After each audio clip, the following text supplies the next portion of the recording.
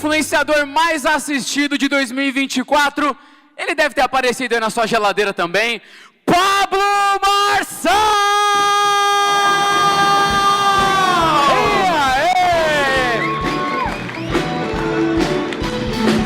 E aí?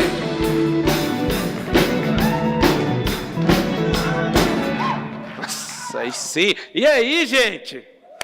Como se fosse da primeira vez ou não? Hoje é um grande dia, vou falar por quê. A pessoa que eu vou entrevistar hoje é uma pessoa que abriu um horizonte novo para mim. Eu conheci uma pessoa extraordinária em 2024, fiquei amigo. Eu pareço até um cara carente falando assim que o cara é meu amigo. Esse é meu amigo, esse é um cara que eu banco, esse é um convidado que eu não pedi para ninguém ir atrás, eu que chamei. Eu falei assim, ó, esse cara, o Brasil, quem não conhece, precisa conhecer. Um cara que nesse ano me mostrou possibilidades que eu não estava pensando, cara que me ensinou e me fez amadurecer numa grande luta que eu lutei esse ano, e vocês vão ter a chance de entender por como que eu fiquei uma tarde inteira com o mais rico do mundo. O cara ouviu, deu atenção e falou que vai investir em 2 projetos que eu e ele a gente apresentou juntos. Inclusive a gente daqui uns dias está indo para esse país, né, desse cara que é um príncipe de um lugar chamado Arábia Saudita, que é a família mais rica do mundo. E esse cara tem aberto conexões, eu tenho ficado impressionado com ele. Então, um cara que é igual quando eu entrevistei o Flávio Augusto, aquele cara que dá vontade de ouvir, que sabe muito. É um cara que tem o coração correto. Acho que eu nunca fiz uma apresentação tão longa assim até hoje. O nome desse cara é Felipe Sabará e vocês recebem ele com a salva de palmas. Vem pra cá, Sabará! Ai, toma seu lugar.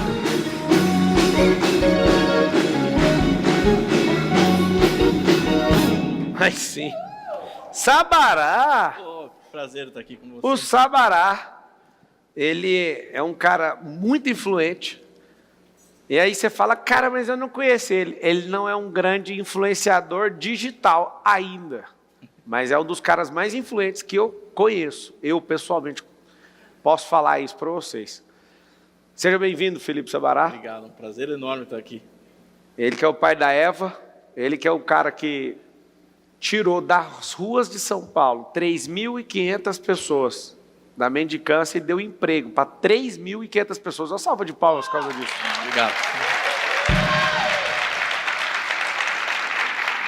O Sabará, ele veio de uma família muito rica e não tinha necessidade nenhuma de querer ajudar os outros, a não ser cuidar do patrimônio da família, mas esse cara, além de ajudar, construiu o próprio patrimônio, aprendeu muito com os pais e com os acessos que os pais deram, e é uma das figuras, para mim, tá, mais impressionantes que tem no Brasil hoje. É engraçado que às vezes você que não conhece o Sabará pensa, o que o Marçal está falando? Eu jamais falaria isso de uma pessoa se não fosse. Conheci o coração do Sabará esse ano, as intenções dele, o que Deus colocou no coração dele, e a gente tem uma aliança. E eu nunca fiz isso aqui, nenhum Marçal Talks. Eu respeito você de uma forma que você não imagina. Obrigado. E eu quero tirar o melhor seu aqui nessa entrevista. Você que para mim é um dos caras que promete nesses próximos anos para o país. É uma visão minha. Obrigado, né? pelas palavras. Me explica uma coisa, Sabará, não precisando, qual a necessidade de querer tanto ajudar os outros, se arriscar, perder dinheiro? Você que tem eu investi milhões de reais, Sabará, para ter um network que eu tenho. Eu fico com muita raiva de você. Mas muito. Tipo assim, eu tenho que fazer um monte de ligação para chegar no fulano, Sabará. Eu já até perdi as contas, que eu tive que ligar para 2 pessoas para chegar numa pessoa, eu ligo ele, não, ele é meu amigo, peraí que eu vou te colocar ele aqui na linha agora. Não é tipo eu conheço, o cara é meu amigo. O Sabará me chamou numa reunião um dia, aí ele falou, queria que você conhecesse os amigos aqui e tal, nesse desafio que você está aí e tal, na política, tá bom. Chego na reunião, os filhos dos banqueiros, dos maiores bancos do país, tudo amigo dele. Aí o Sabará, amigo. Eu falei, mano, como que esse cara fez isso? Eu não tinha conhecido uma pessoa que tem esse negócio sem ter gastado dinheiro para fazer. Essas famílias poderosas tem por aí, né? Que a gente quer virar lata, nem com 1 trilhão vai ser nunca, não sei se sabe disso. E aí eu vi uma coisa nele que eu não vi em outros herdeiros. Eu vi um cara que, de fato, amo o povo. Isso mexeu comigo. Mexeu mesmo. E aí, de tudo que ele me serviu, tomou pancada, eu falei, pode contar comigo, pro que der e vier, tô nem aí. Se eu tiver errado, eu tô com você do mesmo jeito. Eu acho que o nível de aliança que as pessoas, e de lealdade que elas deveriam ter com as outras é de tipo, eu tô com você até você estando errado, eu não vou cobrir seu erro. Mas eu não te largo por causa de erro, não. Acho que casamento tinha que ser assim, sociedade tinha que ser assim, amizades verdadeiras deveriam ser assim. Agora, a pessoa quiser persistir no erro é uma coisa, você troca porrada com ela, né? No caso, um amigo. Agora, não vira as costas, não. Segura firme. Na alegria e na tristeza. Vai para cima. A amizade é para isso. Sabará, conta para nós essa experiência de ter tirado esse tanto de gente da rua. E para que fazer uma coisa que não tem um pingo de necessidade, sendo que a ocupação de alguém do seu perfil seria estar só fazendo negócio, não preocupado com os outros. Explique isso aí para nós. Você que é o fundador da Arca, né, que tirou tantas pessoas da rua, eu respeito demais isso. Esse número é muito impressionante para mim. Não, obrigado. Bom, antes de responder, eu queria agradecer a oportunidade de estar aqui e também queria te dizer que você foi o amigo mais rápido que eu fiz. Talvez a intensidade daquilo que a gente passou, né? Essa campanha para prefeito, e eu tive o privilégio de ter sido convidado por você para fazer o plano de governo, e eu acho que a intensidade das coisas acelerou o processo, né? Eu acho que na dificuldade que você encontra um amigo, inclusive isso é bíblico, que é na angústia que você nasce um irmão. Nasce um irmão. E eu acho que, pelo menos para mim, você se tornou um irmão. E isso foi muito rápido porque foi muito intenso. E acho que a gente se conheceu nos momentos difíceis. No furacão. No furacão. Então, e tem sido uma honra. Era todos contra nós. Aí o Sabará chegou, era eu, Sabará, o Tássio e o mundo contra todo mundo. Tipo assim, foi muito doido, mano. Foi muito doido a experiência, muito massa. Foi. Mas respondendo a sua pergunta aí sobre acolher pessoas que estão nas ruas e dar oportunidade, eu acredito que nada que é bom, bom, isso é bíblico também, não tenha vindo de Deus. Por algum motivo, Deus colocou isso no meu coração desde pequeno. Obviamente, uma semente foi plantada pelos meus pais. Os meus pais, né, o meu pai e minha mãe, cada um tem a sua atuação social também. Então, minha mãe tem um instituto que cuida de crianças autistas. Ela desenvolveu uma técnica de conseguir fazer com que crianças autistas sejam incluídas na educação, que é uma coisa muito difícil de fazer. Minha mãe é uma pessoa muito especial, ela, acho que é a pessoa mais inteligente que eu conheço, ela tem mais de 6 faculdades e tal. E ela foi fazer isso porque a minha avó falava que ela era burra, porque ela era diferente das coleguinhas. Minha mãe, ela realmente tem um QI muito acima.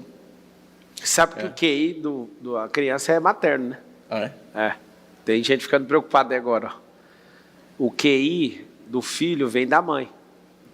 E aí tem a questão, o genótipo, o fenótipo e a questão de atividade intencional. Então, o que é isso? 50% da carga genética de uma pessoa vem dos seus pais. Os outros 40% vem das atividades que ela se propõe a fazer. Tipo, se você vira um atleta, se você vira qualquer coisa, aquelas atividades podem modificar as conexões neurais.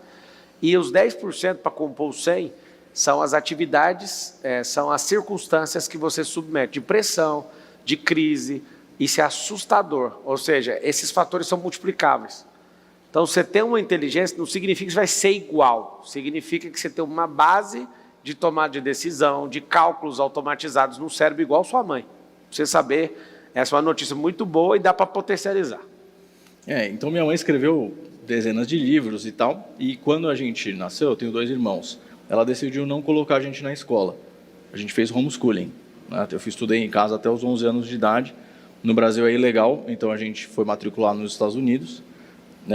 A gente tem... No Brasil não é ilegal, no Brasil é não regulamentado. Porque não tem lei que proíbe fazer, mas tem um Código Penal que fala de abandono intelectual.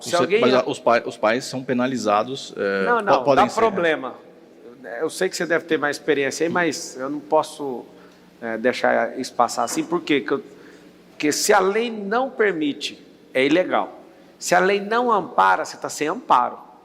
Pode dar problema? Pode, mas significa que, se você enquadra o artigo, se eu não me engano, é o 244 por ali, ou 243, vou olhar aqui, que é abandono intelectual, aí a pessoa pode até ingressar com a ação, só que aí checa a criança sabe mais do que a que está na escola.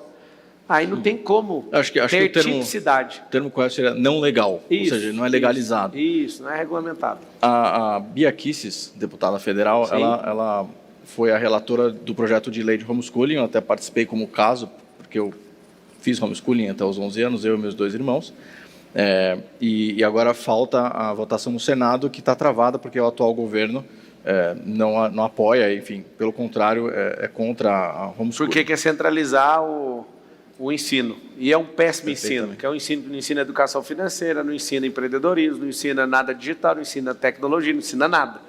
Exato. Ou seja, 90% das crianças, quando chegam no ensino médio, não sabem fazer conta básica. E a gente gasta um recurso inteiro do Brasil, assim, bem frio, R$1 trilhão por ano, mexendo com isso. E o povo não aprende, ou seja, esse povo está escravizado e torrando dinheiro. Por baixo, eu e o Felipe chegou numa conta, uns 50% de todo o dinheiro público é desviado. 50%. Com burocracia, morosidade, roubo ativo, roubo passivo. É terrível. É terrível o que esse povo faz. Ineficiência é o que mais gasta, mais do que o roubo. Então é tanta coisa que é um absurdo. Mas vai. Então essa experiência do homeschooling foi, talvez para mim, é onde essa semente de cuidar das pessoas ela foi nutrida. Porque meu pai, em especial meu pai que é empresário, né, e herdou o nosso grupo do meu avô, ele sempre fez uma coisa comigo, com meus irmãos. A gente ia visitar as fábricas, a gente tem muita fábrica no Nordeste, de cloro, enfim, de tratamento de água, etc. E como a gente fazia homeschooling, a gente estudava em qualquer lugar. Então a gente podia viajar com meu pai e aí minha a mãe. experiência é outra, né? Era amigo? incrível. Então meu pai deixava a gente no resort, por exemplo, no Nordeste, e ia visitar as fábricas e tal, e fazer o negócio dele. Mas ele sempre fazia uma coisa, ele levava a gente na zona industrial, onde estava a fábrica, e falava, aqui é onde a gente ganha dinheiro, onde a gente produz. E ele sempre levava a gente na região mais pobre, e não era só passar, ele fazia a gente descer, a gente entrava dentro da casa das pessoas, tomava o cafezinho com a dona Maria X, que a gente via lá, e falava, é aqui onde a gente ajuda. Não faz sentido ser rico se você não contribui com a comunidade. Vai fazer isso? Sempre fez isso. Uau! Sempre fez isso. Aliás, queria deixar um abraço para meu pai, o senhor Ulisses Sabará, que foi quem, com certeza, não tenho a menor dúvida, lançou essa primeira semente, porque esse fato de ele fazer primeiro a gente passar no lugar onde a gente produz é muito importante, porque não tem como você dar o que você não tem. Então, se você é improdutivo, você não consegue ajudar. Então, você tem que ir atrás, você tem que trabalhar, você tem que construir patrimônio, você tem que ser alguém produtivo, gerar valor. E aí, quando você vai na região mais pobre, você vai lembrar que você só faz isso, você só ganha dinheiro para você ser um agente de mudança na sociedade. E isso ficou muito enraizado em mim. É uma coisa que aconteceu. E, obviamente, que isso vem de Deus, porque Deus me permitiu que eu nascesse nessa família. E a minha mãe, ela, que foi quem coordenava, a gente tinha alguns professores, uns tutores que ajudavam minha mãe nessa jornada de educação da nossa família, né? Eu e meus 2 irmãos, o Samuel e o André, eu sou o mais velho. Minha mãe, dentro desse processo, também sempre cuidou dessa parte, tanto que quando terminou nossa fase de homeschooling, a gente foi tomada a decisão em casa da gente ir para a escola, aí eu fui para uma escola tradicional ali no Jardim Europa, chamada Escola Morumbi, embora o nome seja Morumbi, ela ficava ali na rua, inclusive, onde você estava morando até bem pouco tempo, ali, bem no final da rua. Hoje ela virou uma outra escola naquele campus, que vale a pena depois falar sobre ela, que é a Virtus Acton, que é onde eu vou colocar minha filha, inclusive, que é um modelo do Jordan Peterson, todo legal, que é uma espécie de um homeschooling enquadrado dentro do modelo escolar e que forma líderes e não pessoas para, por exemplo, ir para a faculdade. É um negócio incrível, né? E que me identificou muito. A escola, o Danilo, que é quem trouxe a Acton para o Brasil. Mas aí eu fui para a escola tradicional e aí tive muita dificuldade com os professores, principalmente com os professores, porque o meu modo de aprender foi um modo totalmente focado para que eu entendesse a metodologia das coisas e os conteúdos, e não o que você chama de escolarização. Até os 11 anos eu não passei por escolarização, eu passei por educação. Tanto que eu aprendi a tocar todos os instrumentos, você já me viu tocando na sua casa lá, piano, eu aprendi a falar várias línguas, eu fui me desenvolvendo a partir da oportunidade que foi me dando e o incentivo que foi me dado por meio de uma educação aberta àquilo que meus talentos forneciam. E junto com isso veio essa questão de eu ter um chamado de fazer a diferença para as pessoas. Aí você ficar 13 anos no rolê que não vai dar em nada. Aí você pega os 13 anos e aprende as 4 línguas, aprende os instrumentos, aprende a empreender, aprende a ser solidário, aprende tudo. O futuro do Brasil é brilhante. Só escuta o que eu estou te falando. Nós vamos mudar essas bases aí, não tem como não. Não faz sentido do jeito que existe. A galera não sabe mexer com dinheiro, mano. A galera não investe. O que me intriga é que a Europa, 70% das pessoas investem. Estados Unidos, 55%. Brasil, 3%. Aí você fala para mim, não investe porque não tem dinheiro. É claro, não tem dinheiro porque não sabe o que é dinheiro. Só de ter a maior poupança do mundo mostra que o brasileiro não sabe o que é dinheiro. Não tem educação financeira, não sabe. Vai investir o quê se não sabe nem como é que faz o dinheiro? Entendeu ou não? Quando você vê um povo, 38% do Brasil apostando, esse povo já perdeu a noção do perigo. Ou seja, vai apostar no quê? Aposta em você, mano. Acho tão bonita essa... Como é que chama seu pai, Felipe? Ulisses. Senhor Ulisses, eu vou copiar isso aí que você fez com seus filhos. Vou falar as falas de tipo, é aqui que a gente ganha o dinheiro, é aqui que nós vamos despejar o dinheiro. Nós temos que ajudar. É isso. Não faz sentido ser rico se não tiver um propósito. Não faz sentido você levar uma vida para ser um robô. Você tem que ser alguém que se propõe... A escola de hoje, ela não pode focar na dificuldade dos alunos. Não sei se vocês têm essa dor. Eu já fui várias vezes, quando a escola não era minha, eu ia na escola e as professoras e diretor, todo mundo focava na dificuldade dos meus filhos. E eu ficava pensando, será que um dia eu vou achar uma escola onde as pessoas vão focar nas habilidades deles? No que eles são bons? Aí eu comprei a escola, aí aquele vício, né? Que a escola já vem, um passando para o outro. Então, seu filho está com dificuldade nisso. Não foca nisso, não. Foca no que ele é bom e potencializa que você vai engolir a dificuldade dele. Se você fizer isso, você não vai ficar de jeito. Por exemplo, a criança está triste, vamos focar na tristeza. Não foca na tristeza. O que ele faz, o que ele consegue ativar, que ativa a alegria nele. Ativa a alegria que eu quero ver se a tristeza vai morar aí. Ah, seu filho está com problema de matemática. Ele não está com problema de matemática. Você não explica com simplicidade e ele não está entendendo a lógica. Só para você saber, tá? Eu não conheço ninguém que tem problema com matemática. Conheço gente que não entendeu a lógica. A lógica manda na matemática. Se a pessoa não entende a lógica, ela vai odiar a matemática. Estava treinando para o Iron, aí um cara ficava me mostrando assim, o Marcelo Lopes, que é meu treinador, aí ele falou, tem como você nadar para frente, fazendo assim com a mão. Aí eu falei, mano, eu não estou entendendo o que você estava fazendo. É só fazer assim com a mão. Aí eu fazia e não saía do lugar. E ele fazia e saía. Eu tenho como você me explicar? Não, não é assim não. É aqui, ó, só esse movimento. Eu falei, mano, eu preciso entender na física. Aí ele me explicou na física, eu fui atrás da lógica. Usei uma lógica, aí ele falou, na física você põe pressão aqui, aí ele mostrou um ângulo, aí eu entendi o ângulo. Aí eu falei, beleza. Eu fazia e ele saía do lugar. Ele fazia e nadava, fazendo esse movimento. Com a mão, do jeito que eu estou fazendo aqui, ó. Faz algum sentido, você que está vendo pela primeira vez? Parece que você não vai nadar, né? E nada, mano. Você vai para frente. Não é pé não. Você está fazendo assim, não é pé não. Você não está entendendo. Eu estou fazendo certo. Para as pernas e nada assim, ó. Quando você acha... Alguém já sabe fazer isso? Alguém já fez? Eu pirei. Eu falei, mas eu não estou vendo sentido. Aí ele falava, é só fazer assim. Aí ele fazia e ia. Falei, não, me explica na lógica, como é que é o impulso, como é que é a água, como é que é isso? Ele me explicou, eu falei, agora eu entendi como que é. Você vai lá e você não dá conta de fazer de primeiro. Por que as pessoas não fazem coisas simples? Porque elas não entendem a lógica, elas não entendem o porquê. E quando a pessoa sabe o porquê, é mais rápido. E aí é o seguinte, depois que seu pai fez isso, você teve essa instrução aí, vou falar invejável, porque você aprendeu coisas e viveu experiências. E outra coisa, como a gente estudava em casa, a gente tinha uma propriedade rural aqui, uma fazenda em São Roque, então eu também praticamente morava lá. A biologia, por exemplo, e a parte mais de natureza, ciências e tal, eu aprendi literalmente com a natureza. Então, por exemplo, fui aprender vaquinha, fui até a vaca, a professora que estava dando aula me falou, isso aqui é um leite da vaca. Vou lembrar, assim, briófitas e pteridófitas, são tipos diferentes de plantas. Eu aprendi dentro de uma floresta, a gente entrou dentro de um bosque e eu aprendi sobre briófitas e pteridófitas. Você pega um aluno dentro de uma lousa, onde o professor copia de um livro e coloca isso na lousa, e você tem que copiar na lousa, que ele nunca viu, não faz sentido. Então, você não fez homeschooling, né? Você fez farm schooling. Uma mistura de farm schooling com homeschooling. E resort schooling, então, que a gente viajava bastante. Mas o que aconteceu? Nisso me trouxe duas coisas. Um senso de responsabilidade social, que não tem a ver com justiça social, eu já posso falar sobre isso. Eu não acredito em justiça social, acredito em justiça, porque Deus é justo. Agora, a responsabilidade social ela tem a ver com você cuidar de quem está ao seu entorno, seja emocional, seja questão financeira, enfim.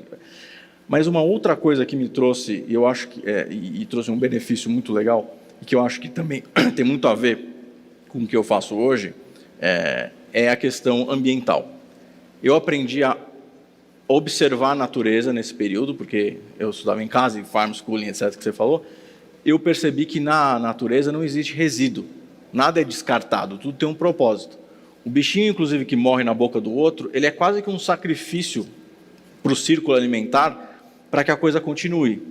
Então, o que isso quer dizer? Isso quer dizer que, por exemplo, por isso que eu sou contra não comer carne, porque, na verdade, aquele animal ele foi formado para alimentar a cadeia e o outro, e a coisa vai assim. Por que eu estou dizendo isso? Porque quando eu olho uma pessoa que está na rua, eu vejo aquilo um descarte, não só social, um descarte socioambiental. Porque é não natural. Você fala muito sobre a questão da natureza, né? E do natural, da lei natural. Não é natural uma pessoa dormir com a orelha no asfalto, na calçada.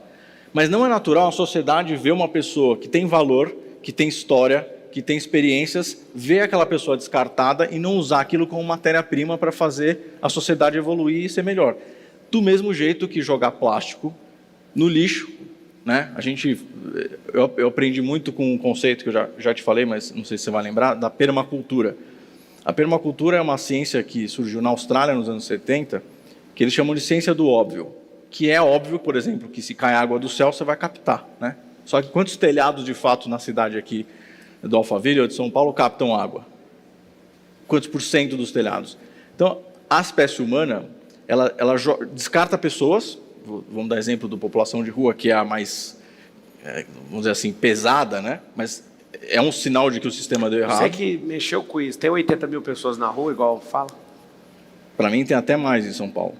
Tem até mais, tem muita gente na rua. Aqui é a capital mundial dos mendigos. Total. Tem outro lugar no mundo que tem mais morador de rua? Tem. Aonde que tem mais morador de rua que São Paulo? Los Angeles, São Francisco está com 150 mil pessoas nas ruas. 150 mil. Los Angeles está com 100 mil, Nova York está com 60 mil.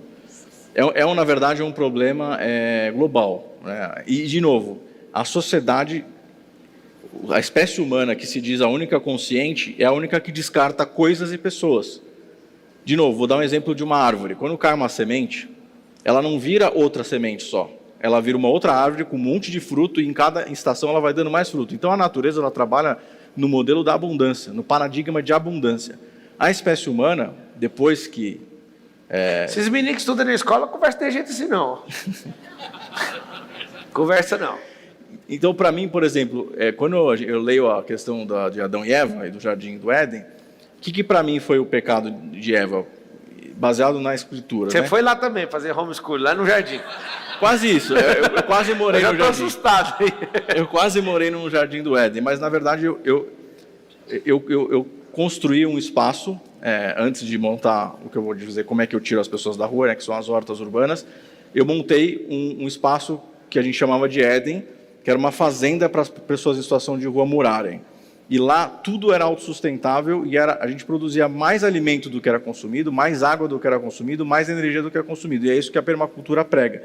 Que, na verdade, existe um modelo onde a espécie humana não é predatória, mas ela é colaborativa e ela consegue gerar mais do que ela consome. É o modelo da natureza. De novo, uma semente de uma fruta, ela cai e ela não gera só mais uma fruta, ela não é sustentável, ela é abundante. Deus criou a natureza para trabalhar em progressão geométrica. Então, quando o pessoal fala sobre sustentabilidade, eu acho que é bom sustentar, mas é melhor do que sustentar é ser abundante, é você gerar mais, excesso, que é o lucro. Então, o que eu acho? A espécie humana, e ali Eva foi a responsável junto com Adão, que foi quem nos gerou. Quando a serpente, que a concupiscência, a tentação chegou para ela e falou assim, é verdade que você não pode comer nada daquilo? Ela falou, não é isso, eu posso comer aquela árvore. Sabe por quê, né? Porque se você comer, você vai ser como Deus que conhece o bem e o mal. Deus tinha falado, olha, aqui está ótimo, aqui é abundante, está tudo certo. A gente criou essa dúvida de que é possível ser abundante. Então, quando o pessoal fala sobre lutar contra a pobreza, eu fico muito irritado também. Porque o que você vai fazer? Você vai pegar uma luva de boxe e lutar contra a pobreza? Você tem que resolver a pobreza. Eu vou lutar contra a fome. Vai lutar com um negócio, você vai lutar? Não existe fome, existe pobreza, existe escassez. E o modelo da natureza é um modelo abundante. No homeschooling eu vi isso também. Então, criou em mim um senso de eu posso ser um agente de gerar abundância para o planeta. Por isso que eu fundei a Arca e comecei a trabalhar com morador de rua baseado no modelo da permacultura. Daí eu montei uma fazenda onde eu ensinava essas pessoas a produzirem e serem autossustentáveis. Porque no modelo atual de economia capitalista, que eu sou capitalista, ele depende de você produzir. Só que uma pessoa que estava no asfalto, que está ali fora da sociedade, vamos dizer assim, os marginais, estão marginalizados, você pode trazer ela para dentro de uma economia mais evoluída do que a economia que gerou esse problema, senão você vai continuar no círculo de gerar o mesmo problema. Não foi a sociedade que gerou o problema de população de rua? Se você continuar no mesmo modelo, já diria Einstein, não tem como você chegar em um lugar diferente fazendo a mesma coisa. Isso é a definição de insanidade de Einstein. Então, a permacultura, que é o modelo que eu acredito, ela faz com que uma pessoa que tá num sistema onde deu errado, crie um sistema abundante. E nesse sentido, eu comecei a transformar terrenos baldios da cidade em hortas, comecei a vender essa produção. O primeiro cliente foi o Pão de Açúcar, né, que é a rede supermercadista. Eu era amigo da família Diniz, sou amigo da família Diniz, né, aí eu usei o meu networking, e aí eu consegui colocar os alfaces produzidos nas hortas. Por ex-moradores de rua. Por pessoas que são acolhidas das ruas nos supermercados. E aí depois eu coloquei no fazano, depois fui sempre juntando o high com o low, assim, né? Então, eu sempre pegando, tipo, fazano com morador de rua, Pão de Açúcar. Porque eu acho que aí você gera muito esse valor de você mostrar que a rede supermercadista mais rica, ela serve para poder justamente conseguir incluir o pessoal mais pobre. O restaurante mais chique, claro que eu não vou vender só para o fazano, a gente vende para vários restaurantes, mas é emblemático o restaurante mais chique do Brasil ter uma horta que trabalha morador de rua em cima. E a primeira vez, vou contar um caso curioso aqui, a primeira vez que eu falei para o Rogério Fazano que eu queria fazer uma horta em cima do Trattoria Fazano, que fosse produzida por população de rua e que fosse vender a salada orgânica no cardápio dele, que ia constar no cardápio dele a salada da horta social urbana da Arca, ele falou, não vai acontecer. Não existe a possibilidade de eu pôr morador de rua em cima do teto do Fazano. E uma horta pior ainda, cara, isso aqui é o Fazano. E aí eu insisti, e um dia ele me ligou e falou, como é que era o negócio da horta mesmo? Vamos fazer? Então hoje, se você for lá na Trattoria Fazano, na rua Iguatemi, atrás do BTG, e subir lá, você vai ver que tem uma horta produzida por população de rua e está no cardápio lá. Então, você vai... Mesma coisa no Pão de Açúcar. E aí, isso foi uma coisa que eu fui aproveitando o que eu conhecia de networking, mas principalmente com esse conceito de eu, como ser humano, posso ser um membro responsável de como se fosse uma evolução, para sair de ser um ser humano que só é predador e usa as coisas, mas que gera mais, ou seja, que eu deixo a terra melhor do que como eu recebi. E isso tem muito a ver com o papel do que Jesus Cristo veio fazer na terra. Ele falou, eu vim recuperar em mim mesmo todas as coisas. Todas as coisas, não é todas menos uma. Então quer dizer que eu consigo resolver a pobreza e não lutar contra a pobreza. Eu consigo resolver a fome, eu consigo resolver a questão de não ter descarte, né? E aí por isso que eu também fui para o lado de montar minhas empresas que trabalham com resíduo. Eu ressignifico o resíduo, coisas que são descartadas pela sociedade, gero valor, obviamente dinheiro. Samara tem uma empresa que faz captação de lixo, olha que loucura. A empresa vai buscar, pega o lixo, já começa a tratar o lixo, e o lixo vira combustível para fazer o caminhão se mover. Você entende ou não? Um trem doido. Busca o lixo com o lixo dentro do motor. Ele põe lixo no motor para buscar lixo, o lixo retroalimenta o motor, ele ainda recebe para buscar o lixo do cara. Que empresa que é essa? Não, vocês não estão entendendo. A matéria-prima da empresa, ele recebe... É nem bom ficar falando isso aí para o povo não querer copiar, não. Tem que ter, né, um modelo de abundância. As pessoas têm que fazer. É isso. Então, na verdade, a sociedade, ela precisa evoluir para isso. E aí, obviamente, entrando dentro do contexto de política, o pessoal separa isso em direita e esquerda e tal. E eu sou de direita, mas eu acredito que para a direita realmente ser efetiva, ou para a sociedade inteligente ser efetiva, a gente precisa começar a regenerar as coisas, que é como a natureza funciona. Então, quando eu olho para o morador de rua, eu não sinto dó. Eu vejo potencial, eu vejo matéria-prima, eu vejo uma fonte de riqueza para a sociedade que está sendo descartada.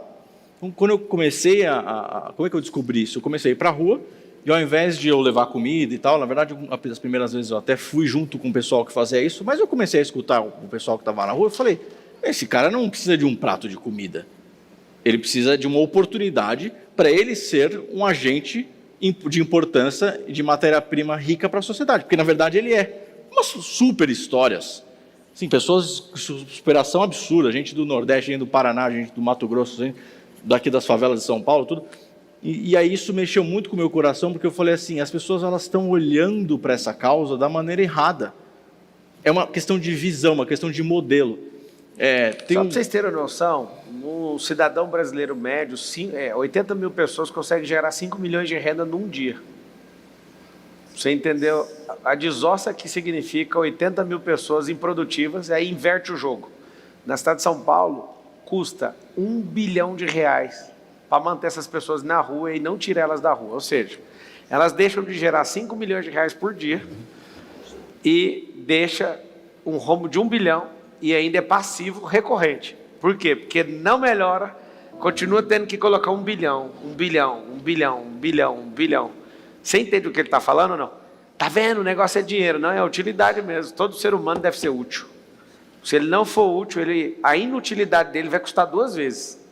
A falta dele ajudar com o modelo de abundância da natureza e os outros terem que bancar ele nas costas. Por isso que a coisa mais assustadora que eu falava para o Sabará andando na rua, eu falava, mano, como que a gente anda com os nossos sapatos italianos, perto desses caras e acostuma com isso?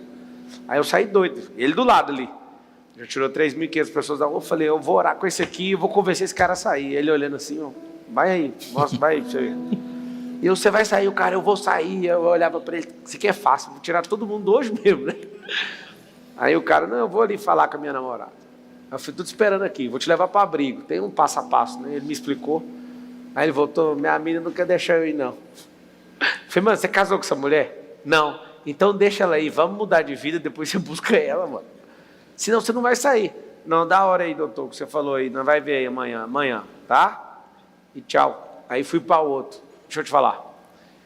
O problema da falta de sensibilidade nossa é que a nossa falta de sensibilidade e informação que o Sabará está explicando, a gente deixou essas pessoas irem para a rua. E deixar ir para a rua vai custar muito caro tirar elas de lá. Muito. Se você tiver sensibilidade e for um ser humano que vale a pena viver a vida que Deus te deu, eu te falo algo que você vai assustar agora. Você prosperando, você é um agente que faz muitas pessoas não desistirem da vida de ir para a rua e nem de tirar a própria vida, por sua causa. Só de você prosperar. A pessoa falar, cara, estava te assistindo, mudou minha cabeça aqui, eu não vou fazer bem. Que eu ouço toda hora, só abrir meu direct aqui, você chora. Você já quer ligar para a pessoa, não é possível. Está passando um problema agora, assistindo agora, sei lá, né? Imagina, uma conta onde bilhões de pessoas ficam experimentando algum tipo de bilhões de pessoas, não, milhões, centenas de milhões de pessoas, tanto da língua hispânica, né, do português em 9 países. Essas pessoas ficam malucas. Mas, Sabará, tem como resolver isso? Você acha que dá para resolver? Então, o que eu gosto de conviver com você, e isso é uma coisa que faltava para mim, é a questão que eu não tinha levado em consideração da forma como você faz. Eu fazia isso e é por isso que eu consigo tirar a gente da rua, porque eu mudo a mentalidade dela de descarte e de vítima para herói. Então, você ainda vai visitar a Arca, que está me devendo a visita? Não, a culpa é sua, vou deixar registrado aqui. Eu já falei que eu tô agenda, dentro. Não, você pode mandar o Pix, eu tô dentro, a culpa é sua. Eu já quero fazer o Pix amanhã. Fechado. Eu quero estar junto. Boa. Tô precisando de ajuda porque eu sou bem sozinho nisso daí, porque pouca gente entende. Era. Você foi Se eu não mandar o Pix amanhã... Você foi o único cara que realmente entendeu o que a gente faz, né? E vamos abrir espaço para outras pessoas participar. Inclusive, coloca o Pix da Arca aí. Ele vai mandar aí, você vai colocar o Pix e eu vou ajudar. Eu quero ajudar generosamente fazer o que tem que ser feito para tirar esse povo de lá. E assim, o que a gente desenhou ali? A gente pegou um modelo e a gente criou uma jornada. A gente tem um cardápio, então a gente tem abordadores que abordam nas ruas para convencer as pessoas a saírem das ruas. E a gente chega já com um cardápio com as vagas de emprego disponíveis com as parcerias com as empresas. Então tem mais de 190 empresas parceiras que disponibilizam vagas. E aí os abordadores chegam com o colete, a camiseta da Arca, que está escrito "Eu acredito em pessoas boas". É a nossa marca, a gente criou uma marca que a gente começou em inglês, I Believe in Good People. Várias celebridades já postaram, a Gisele Bündchen já vestiu a camiseta e várias celebridades por aí. E essa marca que a gente gira é de acreditar que aquela pessoa é uma pessoa boa, mesmo que ela não acredite. Então muita gente fala para mim, não, mas as pessoas não querem sair da rua, elas estão lá porque elas querem. Eu descobri que todas querem sair da rua. Às vezes ela nem sabe o que ela quer, porque tem tanta casca de dificuldade e de crenças que foram sendo mudadas e ela foi perdendo a esperança, que se você não contar para ela que dá com já a cenoura final, ou seja, a vaga de emprego, ela não acredita. E aí depois a gente apresenta o processo. Então, são 5 etapas. É a abordagem, o acolhimento, e aí a gente construiu 18 centros de acolhida em São Paulo, muito qualificados, com estacionamento de carroça, com canil, com espaço de informática para elas fazerem o currículo e tal. Então, a gente doou para a prefeitura 18 centros temporários de acolhimento junto com outros empresários parceiros. Então, primeiro, abordagem, acolhimento, qualificação. Na qualificação, e eu vou te dizer que a gente melhorou muito depois que eu fiz o método IP aqui, porque eu trouxe a CEO da Arca para fazer o IP. E a gente deu uma bela evoluída na questão da crença, porque a pessoa chegava, a gente não ensina tecnicamente. Por exemplo, um dos nossos parceiros é o McDonald's, que é o que mais empregou com a gente. Empregou mais de 400 pessoas. Olha que massa. Uma salva de palmas para o McDonald's, para o Burger King também. Burger King. Porque o setor de gastronomia, né, de food service... Sabe o que é confiança, o que é network? Foi esse cara que construiu. Chegou no cara e provou. Não, eu vou entregar o cara que vai atender direito. E às vezes você comprou um sanduíche e quem atendeu é um ex-morador de rua. E o cara tá ali por quê? Porque esse aqui insistiu para esse negócio estar lá no Fazano. Tá doido, mano? O Fazano aceitou um negócio desse? O cara foi lá, pôs a cara para bater, mostrou confiança. Eu dou conta de tirar o cara da rua. Aí você imagina, é só multiplicar o trabalho. Só que tem gente que não quer que isso aconteça. Tem gente que quer que as pessoas não saibam, porque virou uma indústria bilionária de desvio de dinheiro. E é global. Tem uma matéria do Wall Street Journal que mostra... Eles chamam da indústria da pobreza lá mesmo, exatamente do jeito que você colocou. Existe uma intenção, é intencional, manter as pessoas na pobreza, porque isso gera uma receita para uma série de instituições e ONGs que não têm interesse em que isso acabe. E o mais triste, não estou generalizando, mas dentro do serviço social, que é a faculdade que forma os assistentes sociais, as pessoas são formadas para colocar... para as pessoas que são atendidas desde lá do abrigo da criança que está com problema paternal e tal, de que ela é uma vítima e de que ela tem que ir atrás dos direitos dela. Tá certo, mas depois, quando ela fica na rua, quando a gente chega, e aí indo para a terceira etapa, que é a qualificação, você pode, mas eu posso mesmo? Eu sou negro, como é que eu vou vencer na vida? Mas quem te falou isso? Não, a minha assistente social me falou que eu sou vítima. Eu falei, não, você não é. Não, mas eu morei na rua há tanto tempo, eu nunca tive um emprego. Teve um cara que eu nunca vou esquecer, e inclusive foi um caso muito curioso, o seu Amador. O primeiro emprego dele foi com 54 anos e foi na Arca. E ele começou a trabalhar, uma das hortas da Arca é num terreno onde foi a FEBEM, que é hoje a Fundação Casa, né, que é onde menores infratores ficam lá durante o período que eles estão pagando a pena. Nesse lugar onde é uma das hortas da Arca, urbana, era a FEBEM, ele passou um tempão na FEBEM. Então imagina que o primeiro emprego dele foi aos 54 anos, no terreno onde ele ficou preso anos. Ele nunca tinha trabalhado remunerado, assim, né? E esse cara, ele ficou tão bravo com aquela história, que ele saiu de lá e entrou com um processo trabalhista contra a Arca. E aí, olha essa história. Na audiência, eu não fico no dia a dia da Arca, eu estou no conselho, mas eu fiquei sabendo pela CEO que estava tendo uma audiência. Eu falei, mas quem que é o morador de rua? Porque passa muita gente lá. É o Amador. Eu falei, o Amador, aquele do vídeo, não sei o que, do primeiro emprego. Ela falou, é, ele mesmo. Eu falei, não, ele não vai fazer isso. Peguei, fui até o fórum da Barra Funda, entrei, 1 minuto antes de entrar na frente do juiz, eu peguei quem que é o advogado aqui, quem que é o advogado. Eu achei que o advogado era advogado dele, fui para um tal de advogado que no final era advogado da Arca e comecei, o que você está fazendo? Você vai explorar uma ONG? Por que esse cara está dentro do processo? A gente deu uma oportunidade para ele, tem história aqui gravada, não sei o quê.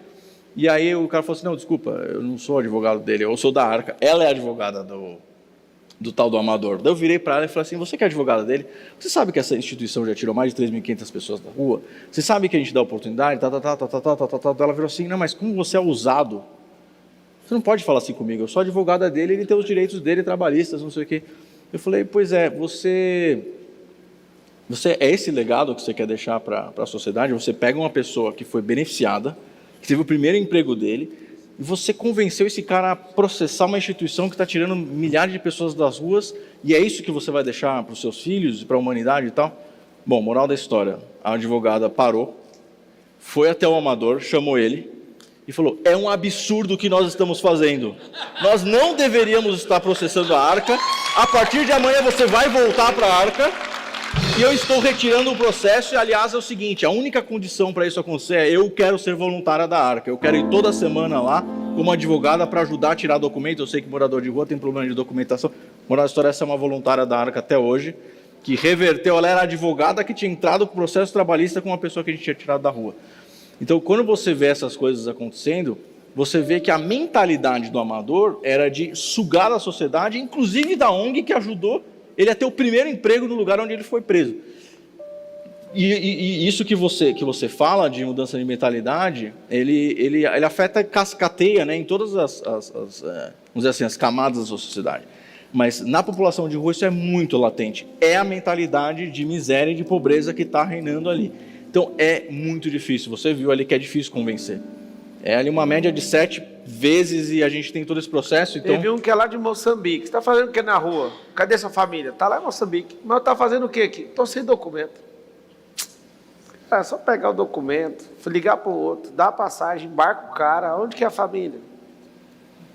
E o cara lá na rua de São Paulo. Então, mas sabe qual que é o problema? Tem 4.000 voluntários que entregam 4.000 marmitas todas as noites na Praça da Sé. Se essas pessoas estivessem investindo o tempo delas para não dar uma marmita, mas para resolver um problema de documento de um cara de Moçambique, para ele voltar para Moçambique, ou seja, se a sociedade realmente pensasse em como tirar as pessoas daquela situação e evoluí-las... Só de entregar marmita no abrigo, eu obrigo o cara a ir para o abrigo. Não, que é o que a Arca faz. Só para vocês entenderem. O cara tem que comer hoje, certo? Então, o cara tem que comer hoje, então tem que dar a comida. Mas a comida tem que ser no abrigo. E os caras não querem ir para o abrigo. E é simples, está com fome, o abrigo é ali, ó, só contar 20 passos e entrar lá dentro, come lá dentro. Aí eles comem na rua, cagam na rua, mijam na rua e falam, mano, nós somos vítimas, vocês têm que trazer a comida, senão nós vamos morrer aqui na frente de vocês. Só que aí a gente não ter coragem de nem tocar no assunto, a gente vai ficar refém. É só dar comida lá no abrigo, é lá que come, se não for lá, não vai comer. O cara vai lá, mano. Aí sabe o que a gente descobriu? Que a maior parte das pessoas que estão usando o abrigo não tem problema com droga, só com álcool. Aí não foi Cracolândia, virou a Alcolândia. E aí isso está acontecendo, os caras às vezes dão errado a vida deles e falam, mano, então uma briga, eu vou lá dormir toda noite. E aí é um caos. Por quê? Porque não tem pessoas com esse perfil aqui, ó. Eu de verdade, me impressiona um trabalho ter conseguido tirar 3.500 pessoas da rua. É só multiplicar 20 vezes esse trabalho e acabou o problema. Pega o trabalho que ele fez, multiplica 20 vezes ele, gastando quase nada. E os caras gastam 20 vezes mais para só aumentar o número de pessoas na rua. Sabará, o que é o legado que você quer deixar, assim, se fosse o último dia de sua vida, assim, um legado que você quer deixar? Eu acredito que ele está ligado a essas duas funções que eu acredito que Deus me colocou para fazer na Terra, que é não deixar pessoas serem descartadas e nem coisas serem descartadas, porque a criação de Deus, ela inclui a gente, né? Deus criou o homem e a mulher, mas Deus criou em 6 dias lá e depois descansou a natureza, até ele disse que era bom. Aí quando ele criou a gente, ele disse que era muito bom. Mas tem uma coisa que agora está sendo utilizada muito pelo mercado, que é a tal da economia circular, né? Mas basicamente o conceito por trás disso é que nós, como sociedade, a gente desenvolveu um negócio chamado, os americanos chamam de take, make, waste, que é um modelo linear. Eu tiro coisas da natureza e de pessoas, eu faço ou produzo um produto acabado, e depois eu waste, eu jogo fora. Eu pego, faço, jogo fora. Pego, faço, jogo fora. Relacionamento é assim, tudo, amizades ficam assim, então é tudo um modelo linear. E a natureza, e obviamente que Deus disse que a gente pode vê-lo por meio da natureza, a natureza é um modelo circular, que agora o pessoal está chamando de economia circular. Olha só, depois de todos esses anos a gente chegou na conclusão que a gente estava fazendo exatamente errado, a gente estava fazendo linear e a natureza é circular. A natureza, ela pega, trabalha a matéria-prima, produz alguma coisa e joga isso de volta de uma maneira que ela ressignifique, você fala muito sobre ressignificar o passado, para se tornar uma outra coisa. O pessoal hoje chama isso de upcycling, na questão da reciclagem. Eu pego uma matéria-prima que foi produzida e transformo ela no upcycle. Eu jogo ela para ter mais valor. Não necessariamente eu reciclo para ter menos valor. Eu posso upcycle, eu posso reciclar com mais valor. E eu acho que isso que Deus me chamou para fazer. Dá um exemplo aí desse. Por exemplo, você pegar plástico e transformar em petróleo é upcycle. Mas você pegar um monte de PET, de garrafa. Vou te contar uma coisa que você não sabe. Quando eu estava no homeschooling, eu tinha 9 anos de idade, que eu fiz até os 11, eu montei minha primeira empresa. E a minha primeira empresa, eu comecei a vender shampoo dentro de garrafa de água mineral. Então, como minha família tem indústria química e uma das indústrias que a gente atendia era cosmético, a gente recebia muita amostra grátis. E eu comecei a perceber que as embalagens cosméticas, elas não diferem muito. Por exemplo, uma embalagem de shampoo não difere muito de uma embalagem de água mineral, tipo uma São Lourenço. Eu falei, por que a garrafa da água São Lourenço não pode ser ressignificada? Trocar o rótulo e a gente fazer um shampoo, por que ela é de água e a outra é de shampoo? Quanto mais shampoo eu vender, menos garrafa no planeta. E eu montei essa empresa com 9 anos, né? E junto com meus irmãos ali, e a gente começou a vender uma amostra grátis, que na época eu tinha 9 anos, né? Eu misturava pegava a melhor garrafa com o melhor cheiro, com aquilo que eu achava, misturei. E depois eu montei um pouquinho de água. E eu... Tinha 9 anos, água 9 ml, tô brincando. Mas aí, quando eu fiz 28 anos, eu lancei a Reload no mercado de verdade. Então, se você digitar na internet Reload Cosméticos, você vai ver que eu lancei e fui a primeira empresa no mundo a fazer isso, vendendo shampoo dentro de garrafa de água mineral. Então, foi aí que começou a indústria do lixo. Eu comecei a ser pago pelos restaurantes, bares, hotéis, para coletar garrafa de água mineral. Montei um sistema de limpeza de garrafa, troquei o rótulo para rótulo de cosmético e coloquei nos melhores salões de beleza, nos melhores shoppings, Iguatemi, Morumbi e tal, e lancei a Reload. Salva de palmas, né? Esses meninos aí, de homeschooling. Muito massa. Então, eu acredito que a minha maior missão é evitar o maior número de descarte e gerar o maior valor possível em pessoas e coisas. Eu acho um absurdo passar, como você mesmo dizia durante a campanha para prefeito, em frente a um rio Tietê e um Pinheiros com aquele cheiro. Eu não consigo acostumar, aquilo para mim é o fim do mundo. Eu fui comprar uma fazenda e o cara ficou escondendo o nome do rio. Eu falei, qual que é o nome do rio? Eu quero saber o nome do rio. O cara é um rio lá, um rio. Aí isso tem um trem errado. Aí eu cheguei e falei, eu vou comprar a fazenda, só que eu quero ir lá no rio. Aí o cara, não, o rio é longe. Não tem problema não, eu quero ir lá no rio. Cheguei lá, o rio Tietê, passando na traseira da fazenda, na parte de trás. Ele não queria que eu fosse lá, porque estava insuportável a caatinga. Um lixo, parecendo petróleo. Aí eu parei. Falei, amigo, você fez eu sair da minha casa para vir aqui? Nem se você me der essa terra eu quero. Porque vocês não respeitam o rio. Como é que eu vou falar que eu sou dono de uma terra com esse rio atrás, cara? Eu não quero ela dada, para você ter uma noção. Não faz eu perder meu tempo. Eu fiquei furioso com o cara. Mas por quê? Porque o rio é o que transmite a vida. Todas as grandes cidades do mundo foram construídas do lado de um rio para dar vida para essas pessoas. E as pessoas não respeitam o rio. Descobrimos outra coisa. Existem pessoas ganhando bilhões para deixar o rio sujo. Porque vocês não entenderam, tanto que a nossa mentalidade de miseráveis é má com o próprio povo. É o pior ar do mundo, é o pior rio do mundo, é 4 milhões de pessoas morando escorado uma na outra. Não faz sentido. Se eu fosse você que está assistindo isso agora, eu desejaria prosperar só para ajudar os outros. Essa é a grande vantagem de ser rico. Você não ter vontade de você falar, vou ajudar. E quanto mais você prosperar, mais você ajuda os outros. Aí quanto mais você faz isso, Deus fala, é mesmo que você está ajudando aquilo que eu amo? Então toma mais favor, então toma mais prosperidade, então toma mais.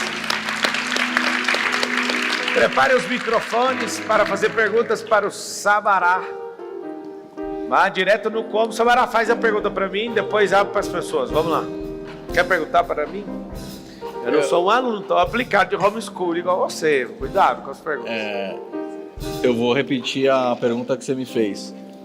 Qual você acha que é a sua principal missão na Terra e que você entende que você estaria, vamos dizer assim, realizado tendo feito? Não, eu não tenho como morrer se eu não fizer esse trem, né? Porque se Deus falou que eu tenho que fazer, eu vou ter que fazer. É ativar 1 bilhão de pessoas na identidade delas e fazer a maior multiplicação de talento da história. Tenho isso tudo numericamente, mas eu acho que a coisa mais poderosa, que mais toca no coração, é ativar 1 bilhão de pessoas e levantar uma nação que vai governar o último tempo. E isso tem nada a ver com a minha função de nada. Isso tem a ver com levantar um povo, porque eu sozinho não dou conta de erguer nesse palco aqui. Então, se eu vou morrer amanhã ou depois de amanhã, tanto faz. Ou com 70, 120, ou se eu nem for morrer, porque às vezes eu faço parte de um grupo que não morre. Porque se você fizer o que precisa ser feito dentro do tempo, você não morre. Você vai fazer parte de um povo que não vai morrer. Não sei se você entende o que eu falei. Para mim está feito. Pedra não vai falar. A natureza vai parar de gemer. Porque a natureza geme porque os filhos não se manifestam, assim que está na palavra. Então, estou nem aí para dinheiro. Eu estou querendo chegar no dia que falar assim, ó, acabou o jogo do dinheiro, pode fogo nisso aí. Eu tenho uma necessidade pujante, o Sabará, de libertar os outros que eu não sei explicar. Se o meu dinheiro libertasse as pessoas só pelo dinheiro, eu entregava tudo no lugar onde liberta a gente. Eu ia pegar a máquina de dinheiro que eu já construí, eu jogar lá dentro, do outro lado saindo gente liberta, eu toparia perder tudo que eu tenho por isso. Mas não é isso que liberta os outros. O que liberta os outros é ambiente, é frequência, é autoimagem, é ter paciência com elas, ressignificá-las, é fazer uma pessoa prosperar. Quando eu fui ajudar a África em 2019, eu fiquei revoltado com o modelo de séculos, de uma tentativa de mudar a África. E foi fracassada. Por quê?